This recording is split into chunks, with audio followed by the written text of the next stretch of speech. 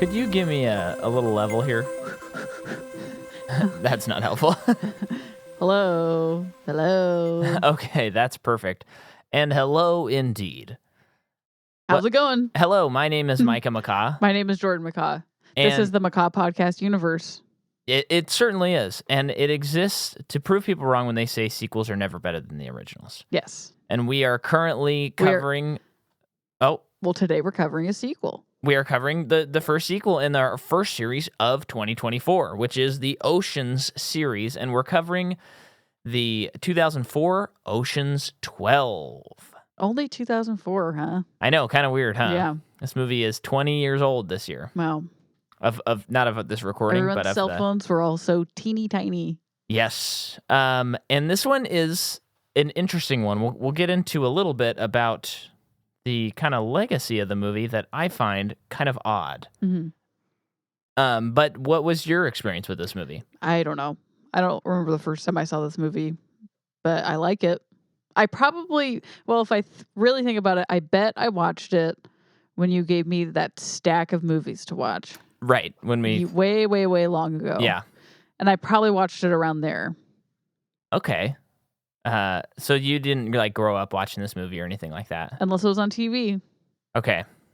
Because I think for me, I don't remember the first time I watched it, like Ocean's 11, but I feel like Ocean's 11 came out, and then I eventually watched it. You know, we determined in probably 6th grade. That's what we determined last episode. See our entirely exciting moment where we try and piece that together, how old I was when I saw it. And then I would imagine at some point my dad just bought like the ones that were available because he liked Ocean's 11 and I don't think he'd seen 12. Or maybe he rented it. I don't know. But it would have been out by the time I saw the first one. So then I saw it. I liked it. Watched it over and over and over again. Loved it. And now we're here in 2024. And now we're here. Watched it again. Loved it. So, yeah. Should we talk about how it was made, though? Sure. All right.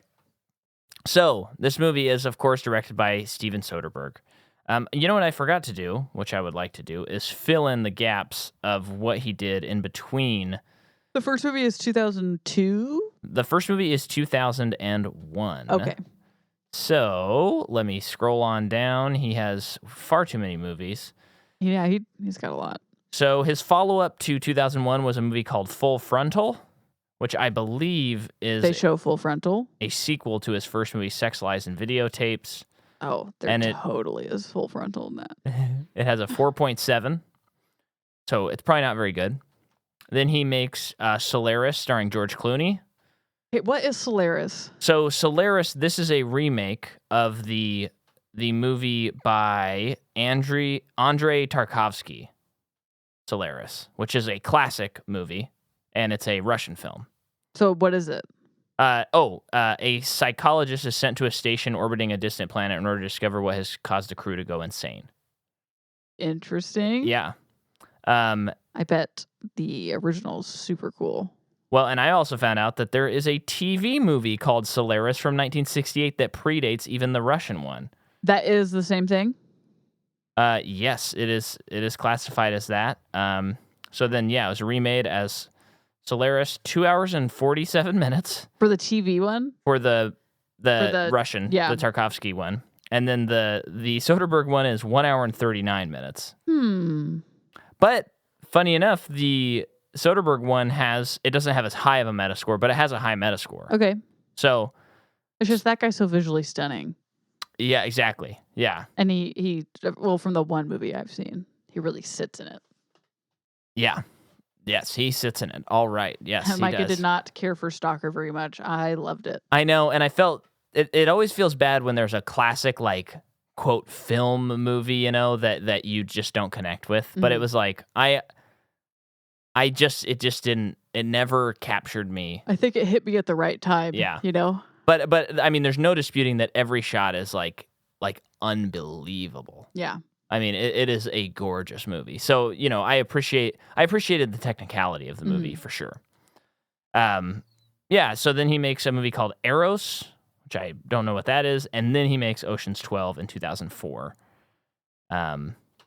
Yeah. So this movie is not written by the previous guy, which is Ted Griffin, I think. I can't remember if it's Griffith or Griffin. And so I was kind of like, oh, I wonder how that happened. Well, here's what happened. One of the producers, Jerry Weintraub, he got a script called Honor Among Thieves, and he showed it to Steven Soderbergh. And Soderbergh was like, we could just rework this, and this could be Ocean's 12. So that's how this movie was made. That's so there was no plan Yeah, to do a sequel. which I feel like helps. Yeah. I guess a lot of people would disagree with me. Well, that's interesting though, because it feels like just stars aligned, because literally, but because this movie it's not that long in between both movies. Like it's a normal amount of, like, let's say that they already were in the production for the next one. Right. So yeah, I guess he just it seems maybe he was kind of thinking about it, kind of open to it, and then this opportunity came up around the same time. Well, I wonder, like you're saying, it seems like the shooting of these movies is basically the most fun that any of these guys ever have on set. Yeah. And they're all just like hanging out buds. Yeah. So you have this great experience, and then you get a high script, and you're like, let's just get the gang back together and have fun again. And go to Check's Notes Lake Como, where George Clooney has a house Yeah. that they shot at. Yes. Can you And believe that is, I mean, I'm sure like not everything that was shot there, like interiors and stuff, but even the outside balcony. Yeah. Are you kidding me? That's his house. And you know what else? They lived there while they shot the movie. The crew, or the cast. Julia Roberts was on Colbert, and she said that. So it was like the Ocean's 12 people were all living in George Clooney's mansion, like hanging out, having fun. So that'd be pretty cool to just be living on Lake Como. Yeah. But yeah, so what else we got here? So the movie is written by George Nolfi, and he will write Bourne Ultimatum. Okay. Obviously not the book, but the adaptation. Which at some point we're going to talk about those movies. Rewatching these makes me want to watch the Bourne movies pretty bad, because it was like... Do you have more about Matt Damon at the time with this? No. Do you? Because I saw a couple things, and I saw two different things that were that conflicted each other, and I'm curious which one is it. Oh, I have no idea. The first one sounds stupid, so I think it's the other one. But like, Matt Damon was also working on Bourne during this, or in between, whatever, and was hoping to not have as big of a role in this movie because of how much he's been working. Okay. And kind of was hoping to have a smaller role, and kind of asking for it, and was like, no, because you're like, character wise, it just doesn't work. Yeah. But then I saw something conflicting that was something like he wanted a bigger role, or not. I don't think it was something he wanted a bigger role, but I just found like two things that contrasted each other, and I'm curious which one was true. Not that a person can't change, but judging by the fact that this year he had an interview where he said he was talking to his wife about how he needed to take like a small break from acting because he's a workaholic. Yeah. But then Christopher Nolan called him, and so... that's right. Or not this year, but whatever year they shot Oppenheimer, and he was like, well, it's Christopher Nolan, and she was like, all right, fine. Hopefully he takes a break now. Yeah, well, and I think his break is not like, I'm retired, but like, okay, instead of shooting 2 movies this year, I'm going to shoot 1, that sort of thing. So if, this was 20 years ago, but that makes me feel like he probably was like, oh, cool, I can be in Bourne and I can be in Oceans. Yeah. Yeah. He's young. But it is kind of a funny in-joke if he wanted a lower role and his character is literally asking for a bigger role. Yeah. I know. But yeah, so this guy, George Nolfi, he also directed and wrote The Adjustment Bureau. Okay. Did you ever watch that?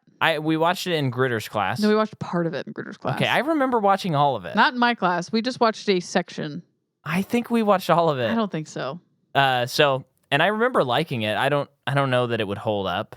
Okay. I remember there's a lot of business with his tie in that movie. Like, he's doing a speech, and he's like, they want me to do all this stuff, and they want me to tell you, like, I got to wear a specific tie to win your vote and all that stuff. And then everyone likes him because he's being honest, a politician that's honest. Okay. Wonder how well that would age. Yeah. Cinematography is once again Peter Andrews, which if you were not listening to our last episode, that is Steven Soderbergh's alter ego. One of two alter egos he has. And then the music is again by David Holmes. This movie comes out December 10th, 2004. It has a $110 million budget. In the US, it makes $125, and worldwide, it makes $362.9. So basically $363. It's a big hit. I did not know this because when you grow up and you're a kid, and we didn't have the most access to the internet until we were like in high school. You wouldn't know if are you wondering if that's No. Oh, okay. There was just a car that pulled up outside, folks, but I'm not going to let you in on the joke, but I'm not going to edit this out either. So, it wasn't as easy to know what critics thought. If you were a kid you only didn't really have the internet and you didn't read the paper. Or you watch like Ebert and Roper. Yeah. Yeah. So you'd see some stuff, you'd know some stuff, but you wouldn't necessarily know how well a movie's doing critically as easily. And thank goodness we didn't have Rotten Tomatoes back then.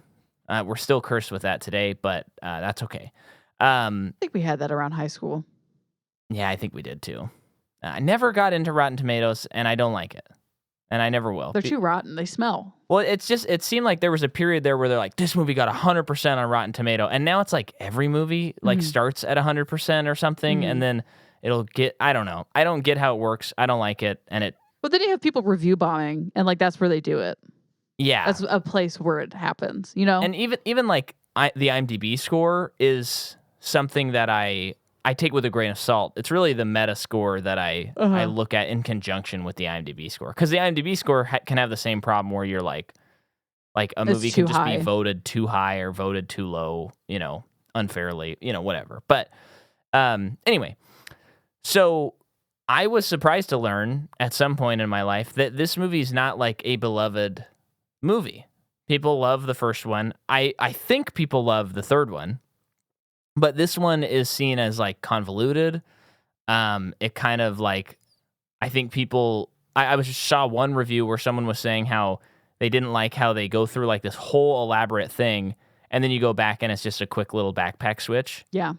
Was that being done though? I mean, I think this is a classic case of like expectation versus reality. Yeah, where it's like, that actually does not deter the quality of this movie at all, though. That was what you specifically selfishly wanted the movie to be. And they turned it on their head, and they did not give you Ocean's 11 the second time. Yeah. They gave you Ocean's 12, which was a different movie that they did something different with it. And that's why I like this movie so much. And probably why Soderbergh, according to the Wikipedia, and I didn't double check this is his favorite. It is? Of his apparently movies or of the Ocean's movies. Okay. So yeah, I and even watching it again last night, I was like, so there are people out there that don't like this? Yeah. What's going on? And I think some people think like the movie's a little too cutesy. I think this one's funnier than the first one. The first one's funnier. Really funny. But I think there's some people that think it's a little too cutesy and like wink wink at the audience, but I feel like that's the vibe of these movies. Yeah. And then there's the whole Julia Roberts of it all, which I think is brilliant. But I think there's some people that maybe are the same people that, talk about plot holes on the internet to think that doesn't work. Yeah. It's fun. These movies are supposed to be fun and also incredibly well made. So I don't know. I don't know what to say if someone doesn't like Ocean's 12. Come on. Yeah. So anyway, that's kind of all I got on this movie. Really? Though. That's it? Yeah, I think surprising. they just like made the movie. Yeah. You know what I mean? Yeah. It was just a good experience, No went issues. well. Yeah. Well, that's great. Yeah, why don't you hit me with some of the new actors So returning. Catherine Zeta-Jones. Some of the new actors returning is what I said. So go ahead. So leading up to this movie, she was in High Fidelity in 2000 as well as Traffic. Okay. And then in 2002, she's in Chicago, Sinbad, The Legend of the Seven Seas. And then in 2004, The Terminal, Ocean's 12, and The Legend of Zorro. Wow, big year. And No Reservations, and that is with Aaron Eckhart, and you got to see the poster. Yeah, I remember. Yep. What's the tagline to that movie? Life isn't always made to order. Oh. It's about cooks, folks, but you'd think they could come up with something with it's called No Reservations. I think people can maybe figure it out. Yeah, it could be a little more sizzle in that order. Yeah. I said sizzle, which is also... Sorry, I'm looking at who's in the movie. Anyway, so that's what she is in leading up to this. Yeah. You know what's funny is you only mentioned, I think, one movie that I've seen. Oh, no, I've seen Legend of Zorro, too. I've seen Legend of Zorro and The Terminal. I remember liking that as a kid, but I don't remember anything about the movie. Yeah, are there two or just one of those? I don't know. I'll look it up because that could be a fun Patreon series. So who else do I need to talk about? Oh, I guess the guy. What's his name? Oh, yeah, Jared Harris makes a fun cameo. Yeah, well, probably not a cameo. You don't think so? At that time in his career, he wasn't big enough to be a cameo guy? I don't think so. Okay, Jared Harris is in this movie. That was fun. 2 Mask of Zorro movies. Okay. And I guess I haven't seen Legend. I've seen The Mask of Zorro, not The Legend. Legend is the sequel. Okay. Go ahead. Sorry. Robbie Coltrane's in this, who is Hagrid, but we've covered him. Duh. And then Vincent Cassel plays Francois Toulour. Yeah, tell me about him. Is he French? Let me see. Yeah, okay, so he's in Black Swan. That's the other thing I remember him from. He's real creepy in that movie. He's like the creepy guy, right? He looks like someone who's like He looks French. Like a 300th generation Parisian, specifically. Sure. Like he is like French. Yeah. He's always really good. What else is he in though? Because I think a lot of French stuff than that, but I'm like mostly only seeing French stuff. Really? Maybe it's just those two, and he's in Westworld. It looks like, which neither of us have seen. But yeah. Oh, he's in Jason Bourne. Oh yeah, he was in that. The 2016 one. I'm so curious to rewatch that movie. Oh, I've never seen that. I've definitely never seen that. I didn't know they made another one with Matt Damon. I'm sure you knew, but you forgot. Because I don't care. Yeah. Because remember, they tried the Bourne Legacy, and then Matt Damon was like, I would never do another one. After the Jeremy Renner one. Yeah, he's like, I'd never do another one unless Paul Greengrass, the director of Ultimatum and Supremacy, I'd only do it if he wanted to do it. And then he was like, yeah, let's do it. Wow. Years later. And I remember actually really liking it, but the critical, it's very, very mixed. Okay. And I feel like my dad and I were just kind of caught up in like, we're seeing Matt Damon as Jason Bourne again. Like, I think we were just excited to be there. And I do feel like if I rewatched it, it wouldn't be very good. But I do think there's a sequence in it that's pretty cool. Okay. There's like a car chase, if I remember, and it's like an indestructible like SWAT vehicle, and it's just plowing through cars on the Las Vegas Strip, and it was just kind of cool. I'll take your word for it. Alicia Vikander's in that movie. Yeah. Go ahead. Cherry Jones plays Molly Starr. Jones, that's her name. How do I not remember her name? I ever knew that was her. I don't think I've ever seen this person's name before. She is in Signs. Yes. The Village. I mean, she's Madam President in 24. Come on. Yes. The Perfect Storm. Succession. Poker Face. And other stuff. She's in a lot. Yeah, she was in Poker Face. Oh, she was good in Poker Face. Guys, if you're not watching Poker Face, I don't know what you're doing. Just get your free NBC trial or Peacock and watch Poker Face. It's so good. And then Albert Finney plays Gaspar Lamarck. Albert Finney, that's his name, yes. He's in Big Fish. He is Big Fish. He is the titular Big Fish. He is in Aaron Brockovich. Murder on the Orient Express, the 1974 one. Scrooge. Oh, he is Scrooge in the movie Scrooge. I've never seen this one. I didn't know that. Oh, you got Alec Guinness in that one. He's Jacob Marley's ghost. Okay, can you find out who he is in the Bourne movies? Would that be accessible? Dr. Albert Hirsch. Okay, and which movie? Oh, and he's in Skyfall. I'm looking at the Bourne Legacy. and The Bourne Ultimatum. Okay.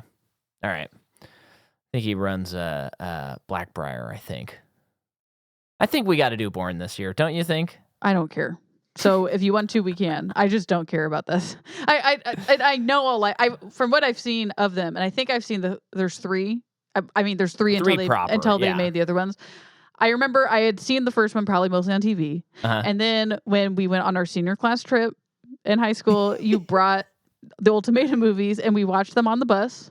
Yeah. The first one. The first one. So we watched the first one. That might have been the first time I've seen it from beginning to end. And we watched it on the way to Disneyland for our senior trip. Yeah. So we watched it, and then I remember you, me, and Taylor Brown stayed in California for the week while everyone went back home, and everyone was begging you to leave the Bourne movies, and you wouldn't. Yeah, so that they could watch the rest. And yeah, you didn't do that. And I remember I packed like 10 movies. So that we would just be prepared. So, because I remember I had The Shining. I think I had. Oh yeah, we watched The Shining on that trip. I might have. No, I didn't have The Departed yet, but The Departed. Yeah, I maybe brought the Ocean's movies too. You know.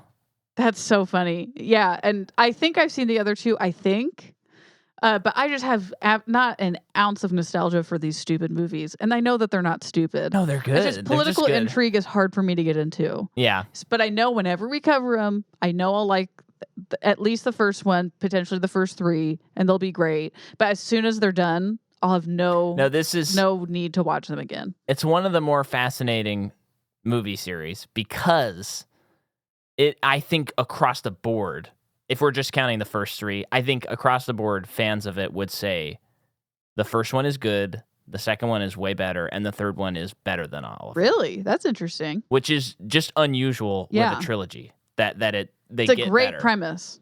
Oh yeah, it's a killer, but yeah, I just don't. They're good. They're good for it. I've also just been feeling like also I rewatching just them. know that those movies. It's the time of action where it's cut. Well, it defined that. That's what you have to remember. I know it is something I need to keep in mind. Yeah, but that is you give it grace because. Much like Christopher Nolan, like with the booms, with him and Hans Zimmer, it's like, well, when you saw that in Inception, it was awesome. And then when you saw 100 movies afterward, all with the booms and the brass, it was like, okay, we get it. I don't want to hear this ever again. Yeah. And that's how the Bourne movies are, where it was so exciting when that came out in that way. Yeah. And then you have Liam Neeson jumping over a fence and taking 3, and it takes like 14 shots to get him over the fence. Mm-hmm. That's real. Mm-hmm. Well, he is getting up there. Yeah, but jumping over a fence? Come on. Just get a stunt, man. It's just a little fence, too. No, it was a big one. I don't think I've seen Taken. I've just seen that shot. Are we going to cover those? We probably should. Yeah. I mean, the first one, I remember, it was great. From my memory, it was great. It was it took the world by storm. It really did. Yeah, we were. It really it brought him into a new renaissance. We were all taken. Yeah. It did. It brought in. Did it make him an action star? It did. And at that age. Here's the thing though. It's one of those things. It's like, what is it like? Be careful what you wish for because you might get it. Because it's like he became an action star and now he puts out like 2 of those movies a year, and he's like, he's such a great actor and he doesn't use it anymore. I always think of Community when Jeff finds out that Abed and Troy have been using his Netflix account, and Jeff says, "Is that why my rating of The Grey keeps changing?" And Abed says, "Yes, you're rating it too high." And Jeff says, "But I like Liam Neeson." And Abed says, "Then send him a message about the roles he chooses." That's so funny. Though I will defend The Grey. The Grey's a good movie. Really? Yeah, it's a great movie. It just it was a movie that famously was marketed incorrectly. And that messed up everybody's expectation of the movie. But that's a very good movie. Is it just more of a survivalist thing than some like big Have you not seen it? No. Oh, okay. Well, without spoiling it, basically the trailers promised where the movie ends. So the trailer like for example, like let's just say Rocky, all the trailers was him in the final ring and nothing else. And then you watch the movie and the movie ended as he walked up to like the final ring. And it was maybe like about like survival, it's hard to not give away the ending of the movie. Yeah. But when I wasn't familiar with the trailers and I just saw the movie, I was like, that's a cool ending to a movie. You just have to kind of think about it, Okay. Anyway, Ocean's 12. Is that all of our characters? Yeah. Do we want to get into the plot of this movie? We might as well until this baby wakes up.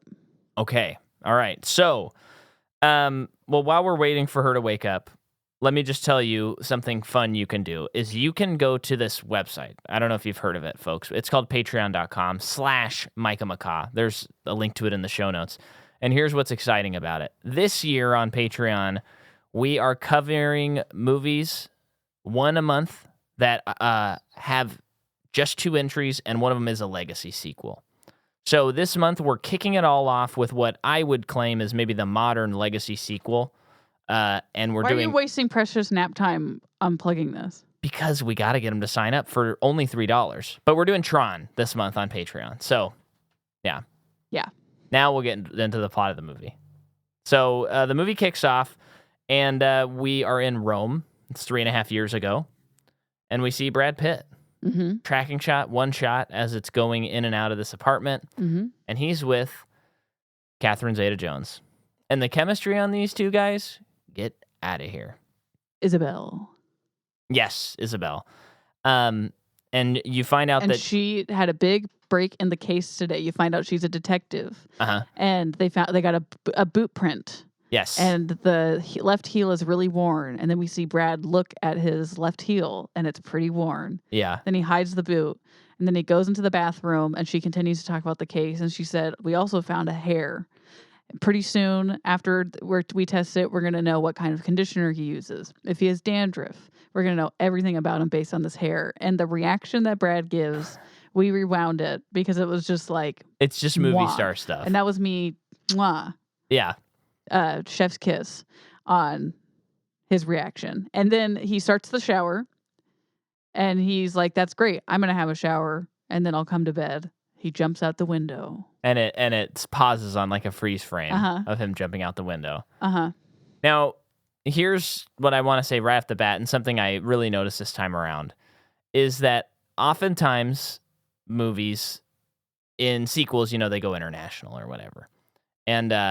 And then oftentimes movies, when they go international, they still look the same, basically. Sometimes they don't showcase them. Like, for example, the Mission Impossible movies really showcase the locations. John Wick is very good at that as well. What I thought was interesting is Soderbergh really was like a student of European shooting, because all of the scenes that are Catherine Zeta-Jones and Brad Pitt are all shot a little different than the rest and have a like, oh, this looks European. Like just the way that the camera moves and the way it was set up and the way it was lit and stuff. It just felt like that's like European cinema. And then like the rest of the movie feels a little more American, except for the locations. Interesting. That's how I felt watching it this time around. And it's just cool. Yeah. It's so great. There's a lot of reds, bright reds and stuff like that. And there's those in the other movies as well. But, no, but this is it's romantic. Yeah. For sure. It just felt like, if I'm watching a French movie at those scenes. Mm-hmm. So I loved that. And then we go to 3 weeks ago. Yes. And we are where? We are in New Haven, Connecticut. Yes. With Danny Ocean and Tess Ocean. Yes. And so it's their third anniversary. Yeah. And he's going to the jewelry store to pick her up a present. Yes. While she's at home, they got a house, and looks like they're painting it. And they're on the phone, they're being cute with each other, and then she sees a car roll up. In the same shot in the background. Yeah. Come on. And man, the outfits they put Andy Garcia in, I can't get enough. I know, I love it. Who is the costume designer? Because I want to see more of those things in movies. It is just quite simply beautiful outfits that he's wearing. Yeah. I said his outfits were a snack while I was watching this movie. But I'm going to look up the costume designer so we can shout them out. Yeah. So he doesn't, does he track them down? Well, I guess, yeah, he's going under an alias. He's going under Miguel Diaz. Yeah. So I guess he does track him down. Yeah, because the Night Fox turns them all in. Yeah, right. The costume designer is Milena Cananero. Beautiful job. Yeah. Truly. So yeah, he tracks them down, He talks Oh, to she did the Tess. Grand Budapest Hotel and Life Aquatic and Asteroid City and French Dispatch. Wes Anderson. So she's very good at costumes. Yeah. Jeez, that's awesome. And Marie Antoinette. Okay. Okay, Very sorry. cool. That's Yeah. very cool. But yeah, he tells Tess that Danny and crew have 2 weeks to pay him back his full amount that they stole from him plus interest, Yeah. which is a crazy amount percentage of interest. Yeah, they need to get like a, 190 million or something like that. Yeah. Maybe it's more than that. It was like almost $200 million. Okay. Great plot for a movie. Oh yeah, I love this. And then that happens with her. He has a conversation with her, and he's got a cane too. Come on. Yeah. The sunglasses, I'm really smitten The by. sun. Like, I wish I could. I know I could not pull off the sunglasses. You can't, and I'm just going to tell you that right now. And I couldn't either. No, I think you could maybe do it. Really? I think you maybe could. Maybe I should try. I absolutely could not. I wish I could, though, because boy, is it cool. Man. I could only do it if I had a song that hit number 1 ever. Then I could wear those I sunglasses. don't know. Then it would become a little douchey, maybe. But then he goes around to everyone on Danny's team. Can we talk about each one? Because they're all funny. So we start with the brothers. The brothers in Provo. Yeah. And it is Casey Affleck's rehearsal dinner. Rehearsal dinner, yeah. And he's thanking everybody who's there besides his brother. Yeah. And then Benedict comes in. Yeah. Grabs them. Nice and dramatic. And he mentions, sorry, you're not going to make your honeymoon at Epcot Center. Yeah. Then we go to Yan, who's in a big mansion. Yeah. And what's this girl yelling to him about? Just about relationships that he's just, it sounds like they fight a lot.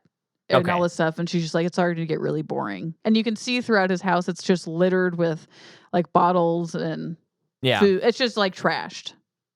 And the camera just does a 360, and by the time it comes back around, you're back at Yan, and then Benedict is come on. Yeah. And he just kind of is okay. Then you have one of my favorites. Well, they're all so funny, except for the one I just said. That one's not very funny. But then Frank is getting his nails done, and he is leaned back, and he's just talking the way only Bernie Mac can do. Mm-hmm. Just going on and on and on with no room for other people to interject at all. And then he says something about hey, that's a little rough on the hands. And he looks up and the guys are there and Benedict's there. I saw a very funny thing on Roger Ebert's review of this movie, which he really liked this movie. He was this movie knows exactly what it's doing and it's just great. But he said there's certain things about it that I really enjoy, but are impractical, but you like the movie and it's so fun you don't care. And he's for example, why would Danny not just call everybody so that they know that this is happening instead of letting him visit every single person? And he's but you don't care. It's just fun movie. Mm-hmm. So I know because the time it would take for him to fly to all these places. But then we have Basher, who's in a music studio with Jared Harris, like you said. And so he's working on an album or something, and there's all these bleeps. The bleeps were actually in the song. Yeah, but then there's a phone call happening at the same time. And they're saying the F word over and over and over again, and the phone call keeps cutting. It's kind of Arrested Development style. Yeah. Cutting off the swear word, which is hilarious. And Andy Garcia is sitting at a piano, and he starts playing, and you just see his reflection. Oh my gosh, on it's the screen. so good. It's great. Then Matt Damon, he's just in the car with him, and Matt Damon's just don't tell my dad. Yeah. Just being a little boy. Then you have, I never remember his name, but the tech guy. Yeah. He's a stand-up, but he's wearing a matador outfit. Costume. And seems very bad at stand-up. Yeah, he seems very bad at it. Although his joke did seem very funny. Yeah, but he, because his character is so nervous and sweaty and stuff, his delivery was all bad. And then it's what does the matador have to do with it? I know. Well, and then I gotta find it. There's that line later in the movie he says that's so freaking funny. The baby is awake. Oh, okay. But yeah, they're talking about something. He's talking about something with Elliot Gould, and he's that would work. He said, he's the modern man, disconnected, frightened, paranoid, but with good reason. It's too sad to be funny, unusable. I think I could get a good 20 minutes out of it. 20 minutes. So then they track down Elliot Gould, and he's at a palm reading place, whatever those places are called. And, he's like, you couldn't see this? You couldn't see this? So that's great. Very funny. The shampoo back there has the lid off. Lotion, excuse me. And then we get caught up to Brad Pitt, who, again, has a confrontation with Topher Grace. So Rusty now owns a hotel. Yeah. And there's someone who's at the hotel who's, I'm assuming, won't check out. Yeah. And it's Topher. And he looks haggard. And the room is completely torn apart. And he's like, it's this girl. I'm in love with her. And he is just I really love her, man. Melodramatic. Yeah. It is so funny. Once again, playing to the joke of, like he's just has a good handle on his, anytime I see an actor do something that's this, like, is self-effacing the right word? I don't know. It's just like, oh, this guy probably doesn't have that big of an ego. Yeah. You know what I mean? Like, to do a performance like this, where you're really making fun of your persona. Yeah. Very funny. Yeah. And then Brad Pitt's car gets blown up. Is he part of that pack? Topher? No, I don't think so. Really? No. I think he's after them. As far, yeah. I think he'd be younger, but part of the pack. No. Okay. No. I don't think he's part of the. He wishes. The Pussycat pack. Wow, very nice. Yeah, I'm trying to keep the explicit rating off of this episode, so just remove cat and you got what I'm talking about. Leonardo DiCaprio, baby. Tobey Maguire. And what's the guy? I never remember his name. The guy from Inception. Yes. I can never remember is Lucas something. Lucas Haas. Yeah. Wow. We did it. Yeah, Lucas Haas. We came together. Yeah. And we did it. Which the other guys I could understand being part of the pack. Lucas, I think he's riding their coattails in a lot of ways. He's getting their slops like Frank and Sonny. But so then they blow up Brad Pitt's car. So that was impressive. Yeah, that blow up. I'm not sure how they did that because it seems like it could have gone really wrong. Yeah, and there are just so many other cars around. Yeah, I was thinking maybe there was some sort of like green screen situation because I'm just thinking like you got to protect your actor. Yeah. But at the same time, it's like if you like it can't be green screen because it's Steadicam. Yeah. But it can't for that reason? I don't think it would look as smooth as it did. Oh. Although, you know what? We do have some digital effects. I wonder if they have the car like on a wire rig to system. Flip over. And it blows up, flips over. Yeah. And then they just remove the wires in digital. Yeah. Because there were a couple things on the commentary of the last episode where there were some digital touch-ups to things he was talking about. So it was around. And, of course, there's lots of lasers in this. So there's digital, baby. Yeah. Then that happens. And then they all are back together and they discuss what they have to do. Yeah. And they figure out how much money they owe. And then they all go over with how much money would you owe? Or how much money have you spent of your take? And everyone owes something. The only person who's only spent like $1 million was... Well, the tech guy, the stand-up comedian, he only spent $1 million. And he's like, I've been living with my mom. Parents. But then Elliot Gould is like, I can pay it all back. Like, I have the money. I thought he could just cover one person. No, I think he said, no, for himself. Like, he could pay his back. Yeah. And he said something like, I can tell the future. So it's like he's been going to palm readers and investing, I think is like the idea. Okay. Okay, yeah. Yeah. And then I really like Carl Reiner. His thing is he's like, you know what? I'm old and I want my last check that I ever write to bounce. And he's like, yeah, it's selfish, but you know what? That's it for me. And he just leaves. And then I think that's he's when like, I'm out. Elliot Gould is like, I can make up his portion. Yeah. But they decide the only way they're going to get this money, anything like it, is they got to do another job. And it's like, oh my gosh, we have a movie here, guys. Right.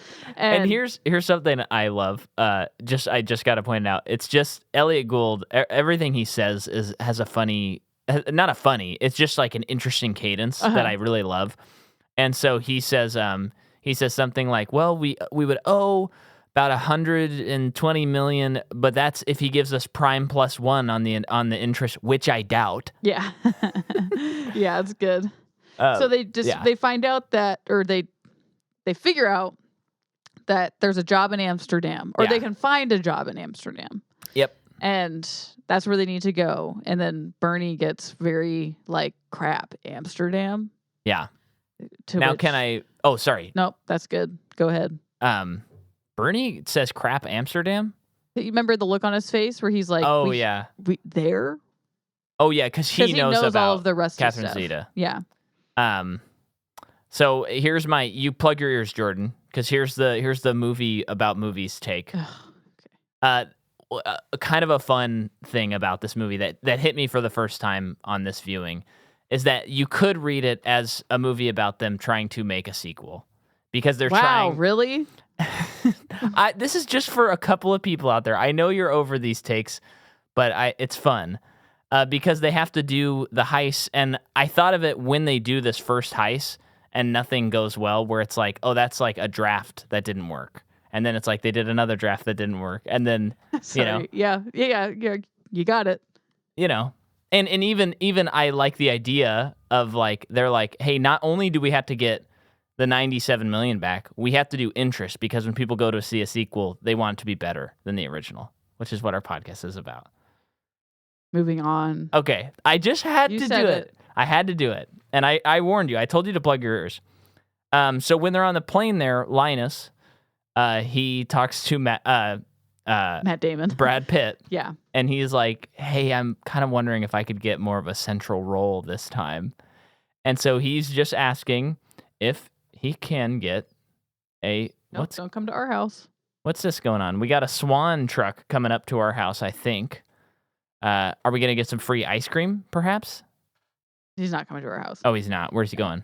I don't know, someone else's house. Okay, good, because we were going to have to stop before the doorbell because she's asleep. Whew. Yeah, he comes up to Rusty and says, I want a more integral role this time around. I think I'm ready for it. Yeah. And Brad's like, I don't know. I don't know if you are ready for it. I'd have to talk to Clooney. Yeah. And he's like, no, really, I think I can do it. He's like, do you think you can do it? And he kind of hesitates and he's like, so you don't think you can? It's just a great repartee. And then he's like, I'll talk to Danny. Yeah. And we'll figure it out. And Linus is so excited. He's like, I almost didn't come over here. And Rusty says, yeah, and then I'd still be sleeping. It's great. Just so, I mean, have Matt Damon and Brad Pitt been in any other movies together? Not that I know of. Because it feels like it's just sitting there. Like somebody needs to make a movie with these three actors again. Like being fun that's not necessarily an Ocean's movie. I'd love to see them in many different contexts. Okay. Make them the new Rat Pack. You know what I'm saying? This reminded me that sometime soon, because I know what we want to watch is building up, has been building up, but we got to watch Burn After Reading again. Because that's Clooney and Brad, too. that is Clooney and Brad, yeah. And they're so funny in that movie. Although they don't really cross paths in that movie, except for one scene. But they're both so funny separately in that movie. So scrub ahead if you have not seen Burn After Reading. Scrub ahead like 1 minute, I would say. That movie has one of the funniest scenes I've ever seen in a movie because when Brad Pitt's in the closet and George Clooney, they talk about his face, and he smiles up at him, and George Clooney shoots him in the face. And it's just so funny that Brad broke into his house. Yeah. And he's hiding because he has intruded, and he's just gonna be like, I think I can talk my way out of this. And there's not even a slight chance. And it's so shocking that he gets shot right there. So funny. I think I laughed until the credits rolled. Oh, yeah. And there's like 20 more minutes in that movie. That might be a movie that I watched like the next day. Yeah. like really close after I saw it the first time because I thought it was so good. So funny. Yeah. So funny. I'm ready for a new Coen Brothers movie. Me too. But we got to get through Ethan Coen making his own movie that's coming out next year. Runaway Dolls or Doll Face Dolls or something like that. Whatever that is. And it doesn't look super good, but I trust him. Did Joel do Macbeth? And then Joel did Macbeth. So it's like they had to both make their own movies. If you like Shakespeare renditions and you haven't seen that yet, gosh. Even if you don't like Shakespeare. Even if you don't, it's great. But the sets are incredible, and as well as everything else. Yeah. But I was really taken aback by how awesome the sets were in that. Yeah. But it seems like we're just gearing up for like they did their two separate movies that for some reason they didn't want to make together, which I'm curious about. Mm-hmm. And then I don't think that they are like in a fight or anything. So it's like, okay, next movie, get Jeff Bridges back, do something. I don't know. Yep. So they're in Amsterdam. Yeah. I like the hotel set. Very cool. I think it's very cool. It's very interesting because it is such low ceiling. Yeah. I feel like that must have been a challenge. Yeah. To shoot. A fun thing, Brad is kind of like pining after Catherine, and he's like seeing her out and about. And there's this song that plays, this guitar song. It's like a classical song. And I tried to learn that song, and it is... Oh, you did? So complicated. Seems hard. It is so hard to play, especially because I'm not super proficient. Is that like Spanish guitar? I don't know if it's a Spanish song or not. Okay. I would think it maybe is French. Okay. But it might be Spanish. You might be right. But holy cow, it's such a hard song to play, and I'm not super proficient at classical guitar, so... Classical guitar, that's more what I was... I kind of gave it up pretty quick. Yeah. But it's a cool you're song. Too much of a rock star. Yeah, you know me. Same old G. Anyway, they need to meet with... Hagrid. Yeah, but what's the character's name? Something with an M. Yeah. They meet with M from... James Bond. And Judi Dench. Yeah, but it's not. So they meet with the guy. Matt Damon's there. He's very green, but he's there. They're talking. You can't understand a word they're saying. Well, before that, actually, he's telling them a story that ends in a punchline. And oh my gosh. Matt Damon like shaking his head and being like, "Oh, I get it," and then putting his thumb out and like, "Oh yeah, oh yeah." He has no idea what's going on. And I just love the way that Brad and George laugh. I love that Brad laugh. It sounds so fake. Yeah, it reminds me of the like in Fight Club. Does he do it? When does he do it in Fight Club? I don't remember, but he does it. But it feels it's just so funny. It makes me laugh so hard. I requested that we rewound that so I can watch that again. But then they start talking like in code. It's so funny. And Matt Damon can't keep up, and they're just saying stuff like what is it? George Clooney says, he's like, here's one. If all of the animals in the world gave birth near the equator, then there would be Saturday would be before Wednesday. Yeah, or something like that. And then Hagrid's like, oh yeah, and they're talking about the job. Right? Oh, are they? Or they're about to. It's just they're talking in code to me where it's like it can just be untraceable. Like, what did you guys talk about if they were ever questioned? Oh, I never. That's how I took it. I thought that they're all just pranking Matt, because later in the movie, is it his mom he's talking to, and he says something like, "Yeah, I couldn't keep up with that conversation," and she was like, "Well, yeah, they did this thing." Oh, you're probably right. I just remember because Matt said something, didn't like. Apparently he was offensive. They take him outside. They're like, "Do you know what you told him? You said something about his niece." You said his niece was a whore. Yeah. She's 7. And I just like that Brad starts getting into it, and she's confined to a bed, and George is like, don't, he doesn't need to know that. Yeah. It's just the little things. But they tell Matt, like, no, I got it. Okay. That they were so close. Yeah. So I guess that was a joke? Yeah. Okay. And then they were... I mean, that's how I've always read it. Sure. Is that it's all just kind of like formalities, and then they'll talk about the job later. So they do end up finding out about the job. Yeah. Either way. So what they have to do is they have to rob from this guy who's an agoraphobic who has the first Bond certificate ever issued. But the problem is he's an agoraphobic, and he like lives in his house, and he has this high-tech security people system. With agoraphobia do. And there's this hilarious scene, agoraphobia. Where Matt is like, "Am I the only one who has a problem?" Everyone's calling him a freak and a weirdo. Yeah, and he's like, "I don't think we should be using that word." Am I the only one who doesn't want our organization to be saying stuff like this? And people are like, "Oh, we're an organization now." It's super interesting because this bond is only worth $2.5 million, and so everyone's like, "Well, this isn't even it's not even it's barely anything compared to what they need. It'll buy us time." Yeah, that's the hope.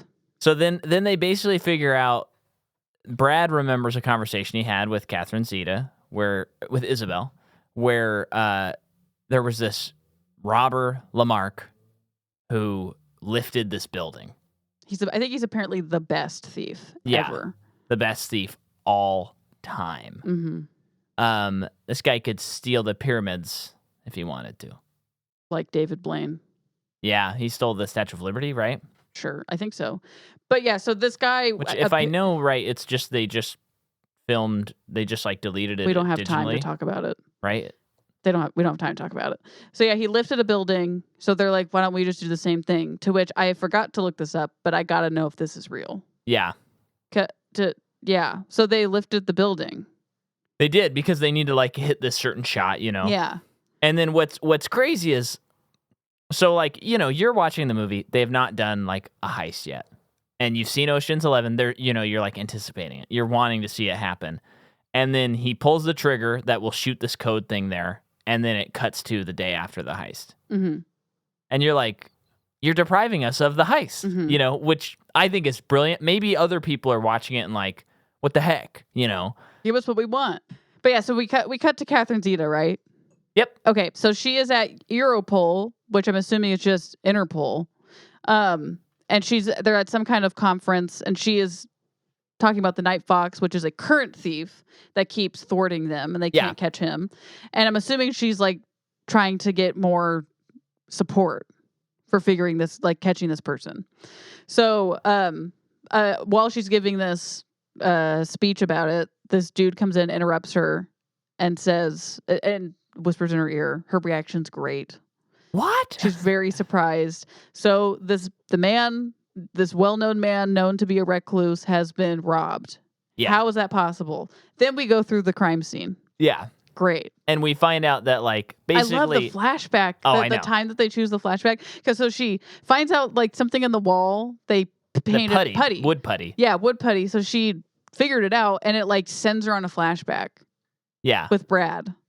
And so then she like realizes they raised the house, they shot this thing, they used it to get the code, they must have had the code, and then they go to the safe and they're like, how come they didn't use the drill? Yeah. And also, it's just funny to note that I think even the first time you're watching the movie, you're like, this heist doesn't seem like it'd be that hard for these guys. Yeah. So yeah, sure, the guy's in there, but it sounds like he takes an Ambien. You're like, how are they going to make this that exciting? Yeah. But then doing kind of like pulling the rug out from under you. Yeah. And then you find out that the Night Fox stole from them first. Yes. And they're like about to drill into the safe, and the safe just opens. And he's left his calling card for them. And says, I know what you guys were going to do, and I've already done it. Yeah. I would like to basically play a game. Yeah. Come to my place, and we'll talk about it. Yeah, come to Lake Cuomo, where you already live, Danny Ocean. Como. Oh, I'm thinking of Rivers Cuomo. But then another thing about both of these movies, but this one a lot, there are a lot of like Spielberg oneers. Yeah. Like I did not notice this when I was a kid, that there are scenes that are like a minute and a half long that are kind of complex action. Yeah, and like a lot of people actors in the background and stuff. Yeah. And it's just like, that's crazy. Because there's this interrogation scene where they have Hagrid and they're interrogating him. And she walks in, and I don't think I ever realized this was one shot because the framing changes so much. But you see that he's in there and these people are grilling him, and then she's like, what are they doing? Take them out. And she walks down the hall. She comes in. I'd like to call this one an M. Night oneer with the way the camera moves. I like that, yeah. And then she whispers in his ear, and he starts crying and immediately gives it up, and then she walks up to the camera, and then that's the shot. It's crazy. It's so good.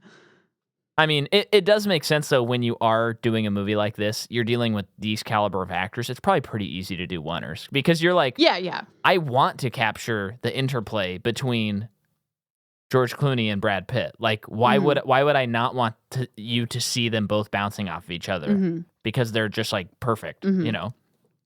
So, then we go to Lake Como?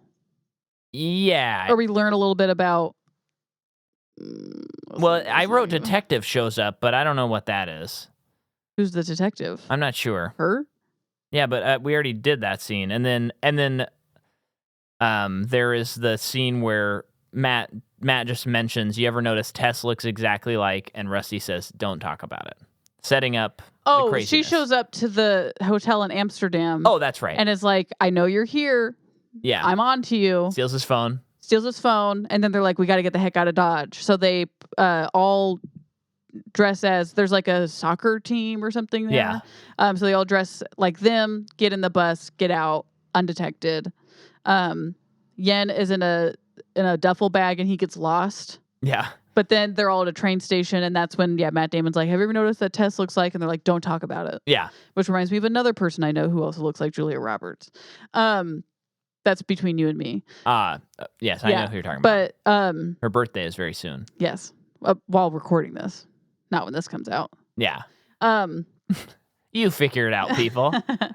And then that's the very funny joke of people thinking that Clooney looks 50. Yeah. Which I discovered he would have been around 42 when they filmed this. So. Wow. I think he's wearing a turtleneck. Speaking of a night fox. Wow. But yeah, he's wearing a turtleneck in a couple scenes. Kind of a lot. Yeah. So I think this was the linchpin movie for Jordan that she's always associated with Clooney. But then they go and they meet the night fox. Francois Toulor. Yeah. Do they steal his paintings, get his attention? Yes. And then they talk, and he basically says, okay, I'm going to pay. I was at a meeting with Lamarck, and this guy came up and talked about this heist at the Bellagio, and he said they were the greatest thieves in the world. And Lamarck did not correct him. Yeah. So then he says, I thought I was better, but there's only one way to know for sure. We have to try and steal the same thing in the same time frame. Interesting about this person, because they give a backstory on him. Yeah. He's like born into some kind of like nobility, French or Italian, I can't remember. And so he is basically just some rich guy that is bored and has as a hobby gotten into thievery. Yeah. Cool. I'm into it. Hey, me too. Especially that nice curly hair. So he challenges them to steal this Fabergé egg. Yes. And so which I think will buy their ticket out away from Benedict.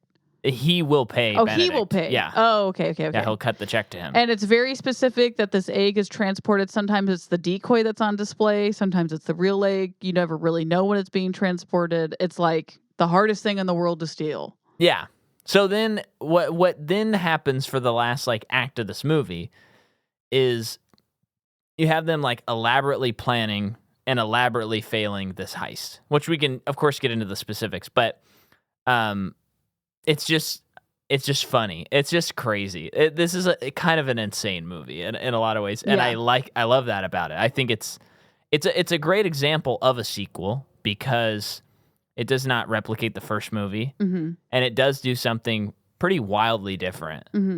And I guess I can kind of see why I don't see why people don't like it because it's still so stinking fun, and it's well written. But is the Swan guy bringing us ice cream? Hold on. Come on, please, just give us free ice cream.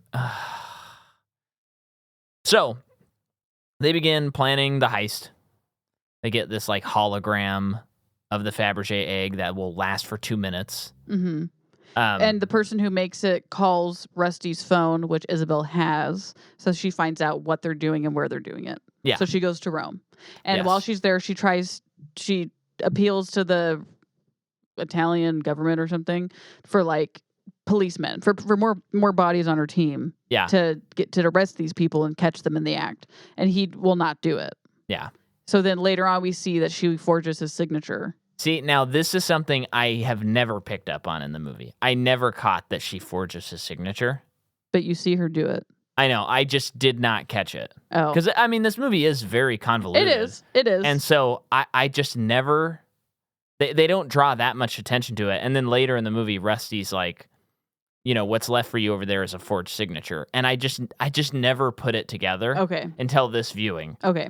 And so that was the thing that this time around, I was like, oh, something new. I get that part of it now. Yeah. Never figured it out. And when she forges a signature on the 1077, she smiles.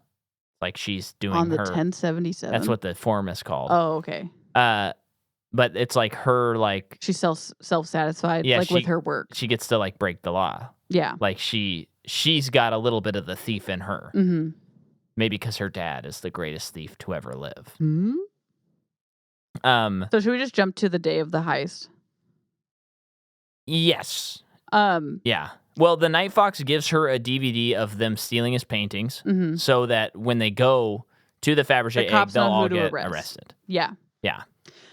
Which So they accounted for. Duh. the day of, they're all in their places where they need to be to get into the museum, but no one ever makes it inside.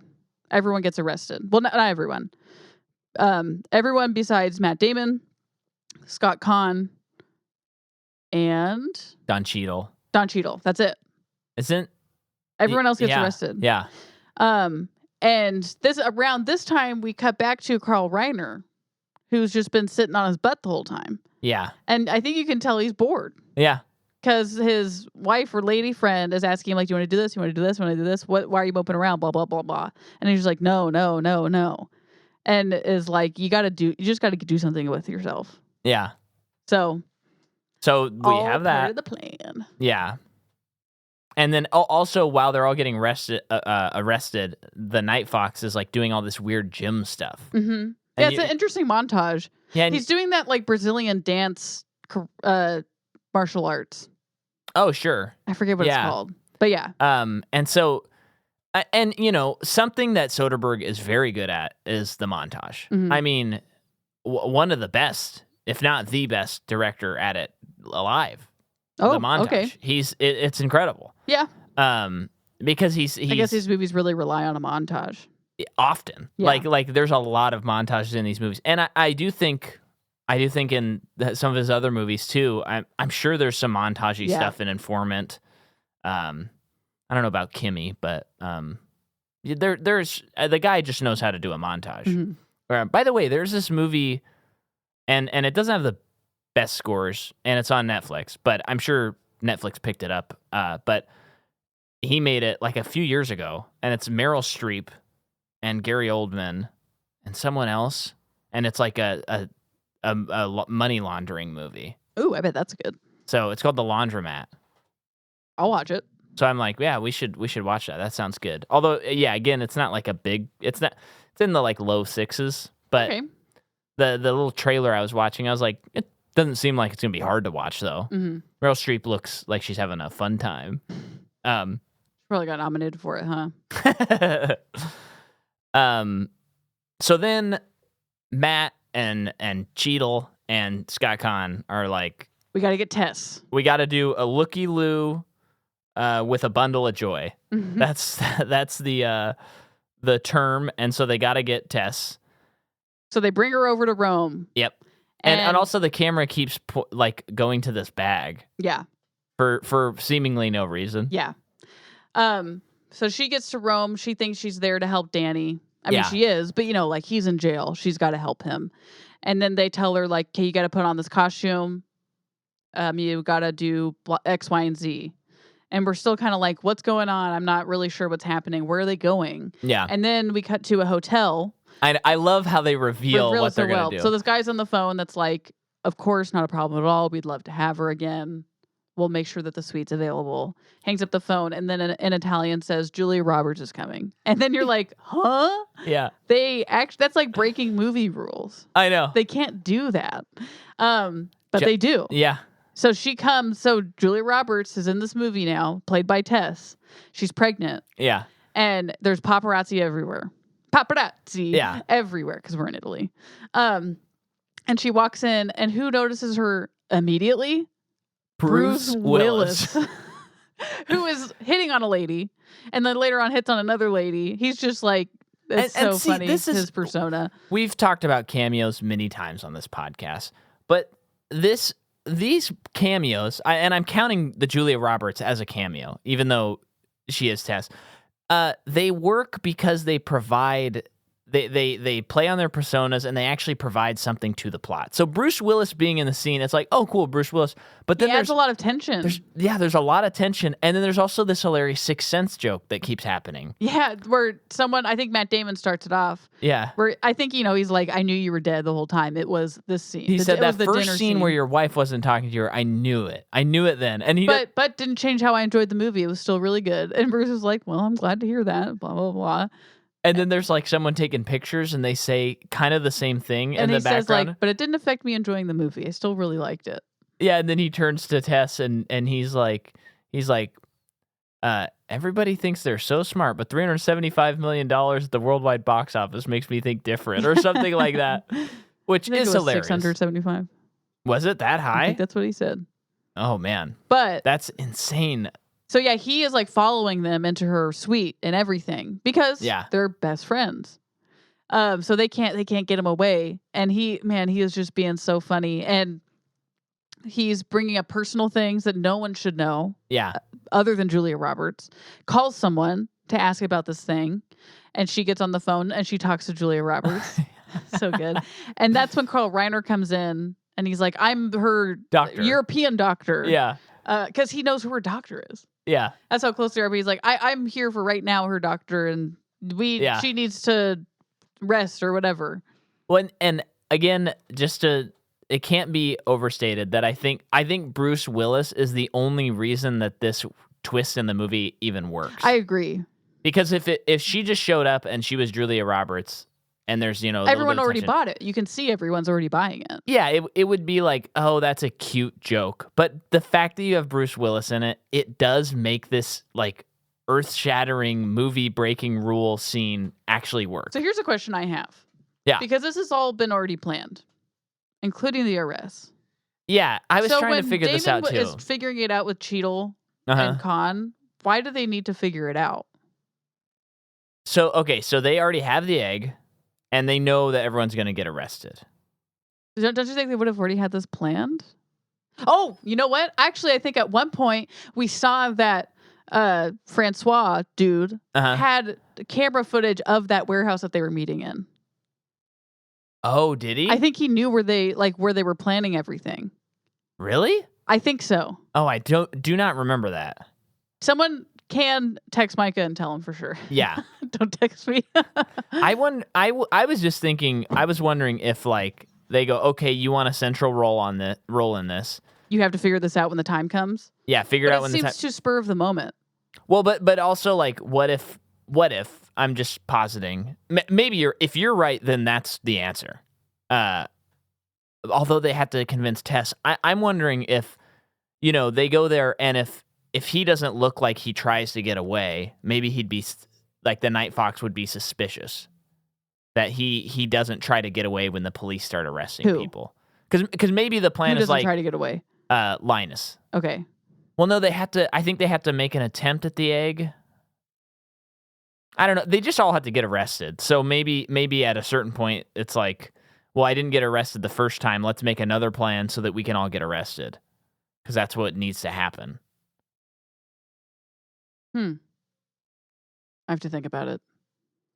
Yeah. But I mean, I think it works. I think there's as Stanley would call it, there's a no prize in there for someone that can explain why it works. Yeah. I think it's fine. Yeah. It's not some dumb No, plot I do hole. think that there was surveillance footage. Therefore, they were just acting for him. Yeah. If that's true. Yeah. Okay. But as Julia Roberts goes to this museum, Bruce is still following them. Yeah. And she has like a private viewing of the egg. And you're like, okay, I guess this is when they steal the egg. Yeah. And they don't. But you do see that the hologram flickers. They make the switch. But then they get captured. Who? They steal the egg, but they don't get out the door. Oh, okay. I think I just forgot this. Because then Catherine Zeta is like, pause it. She sees the switch. Okay. On the camera. Yeah. And then she's like, stop them. And she walks in. That's right. And then she's like, can you sign this for me to Julia? And Tess is like, yeah. And then Bruce hits on Isabel. And she's like, oh, I thought you were a left hand. And she's like, oh yeah. And then Carl Reiner says, some women can be like ambidextrous when they're pregnant. Anyway, though, they get arrested. Yeah. They're all sitting in Italian jail. Yeah. And then the cavalry shows up. Yeah, Cherry Jones. She gets Catherine Zeta tells her that she's got to go back to Amsterdam because her forgery and whatnot. She's been a little too cavalier about her investigation, so she's wanted back in Amsterdam. Also, two quick things, just about the movie in general.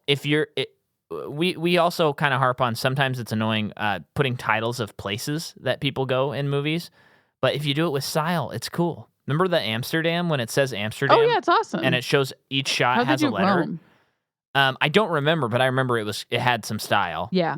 And then the other thing, this movie has an interesting plane landing shot, Yeah. which usually it's just like basically like a Pond 5 like stock footage thing. Yeah. But it's like a weird vertical angle Mm-hmm. and it looks cool. So those are two things that are easy to overlook that Soderbergh does not. But yeah, she comes in and she picks Linus to be the first person she's going to question and try to get him to do a deal. Yeah. To give up everyone else. And she does mention irregularities in paperwork. So I think that also gets Catherine to back off. That's what I said. Oh, you did say that? Yep, Okay. She said she's wanted back in Amsterdam.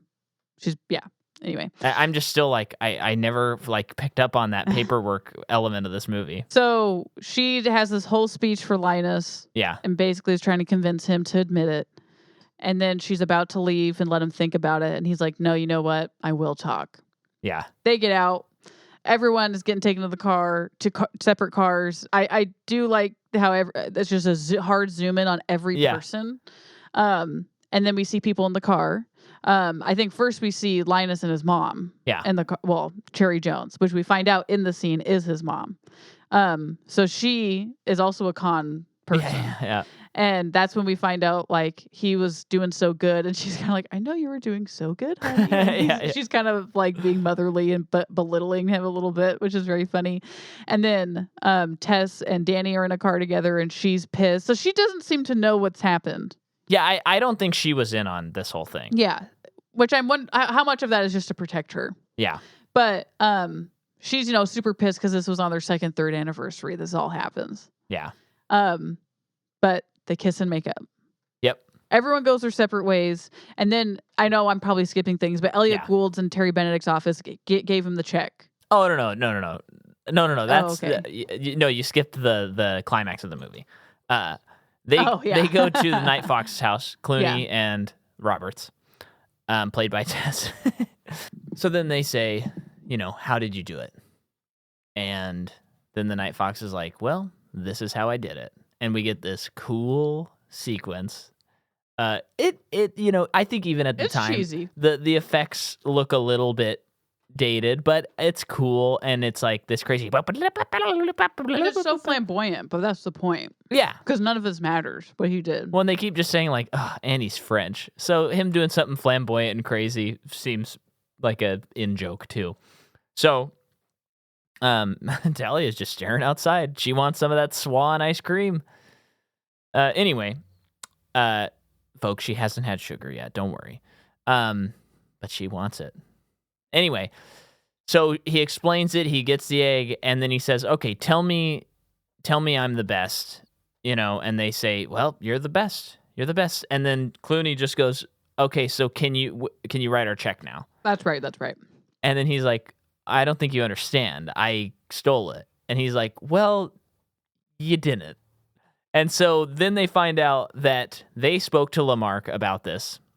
Who gave him the drop on where the egg was going to be? Yeah. Okay. And so they're able to steal the egg just simply at a train by causing a fake fight and staging it. Over a Yankee and a Boston Red Sox dispute. Yeah. And Matt Damon just does the swipe. He has an identical bag, and they just have the Fabergé egg for basically the entire last hour of the movie. They just have the egg. Mm-hmm. And I guess if your reaction to that is, wow, that's so lame, maybe movies aren't for you. Maybe you just need to find another thing. Because it's so fun. It's so fun that they tricked us too. Mm-hmm. And we know, the thing is, we know we should be looking for a trick, but we wouldn't expect something like that. That they stole it before the heist even began. Yeah. I love it. I just think it's so clever. It totally works for me too. And so then he's like, crap, and then writes the check to Terry. And Terry's like, how can I trust? Is this thing going to bounce or not? And he's like, you can trust it. If any problems are going to happen in a casino, it will not be Danny. And then the camera pans out and you see someone who's spraying these bushes, and it's the Night Fox. He turns around, he's like, huh? Yeah. And you know that he is in the next movie too. Do you remember that in the Night Fox? No. But I can't remember if he helps them or if he is still an adversary. I hope adversary. Wait, does that mean against? Yeah. Okay. That word always sounds like they're with them. to me. Adversary? I don't know why. No. No, it doesn't. Are you sure? Yeah, an adversary. It's someone who's against you. Okay. An opponent. Don't text Micah about this. No, I know that I one have for already sure. Googled it. Why would you Google it? I know that I'm for joking. a fact. Okay. No one talk to me about it. Oh, Talia wants to say something. She's reaching up for the mic. She's moving it. But that's the movie. I love it. It's a favorite. I'm excited to watch Ocean's 13. Me too. It's been so long. Yeah. I'll promise to eat almonds on the next episode too. Do we want to announce the next series on this episode or next week's We usually do episode? second to last. Okay, do you want to announce it? Wait, this isn't second to last. Oh, no, it's not, because there's one movie that we haven't seen. We've been counting up, but eventually we're going to have to count down. They can only get 8 of them in one of these movies. Yeah. How come it's only 8? I don't know. I would imagine that they were just hoping to have like a clean starting point, that if that movie did really well, they could make like Ocean's 9, Ocean's 10, Oh, you know? sure. That's like, from a writing perspective, I bet that. Okay. And Ocean's 7 and below, it's like, come on. How are they going to pull this off? It took 11 in the first movie, you know? But 8, it's like, okay. You know, Okay. slay, queens. Just turn it off. Turn it off. I've never said that in my life, and I never will again. It's just for this immortal moment on our podcast. So thank you for listening. Please give us a rating on Apple. Please send an episode to a friend, and please sign up for Patreon. I believe I already plugged it in this episode. You did. So, yeah, we'll see you next week for Ocean's 13, the conclusion of the trilogy. Or has it already been pulled off? Oh, I love that.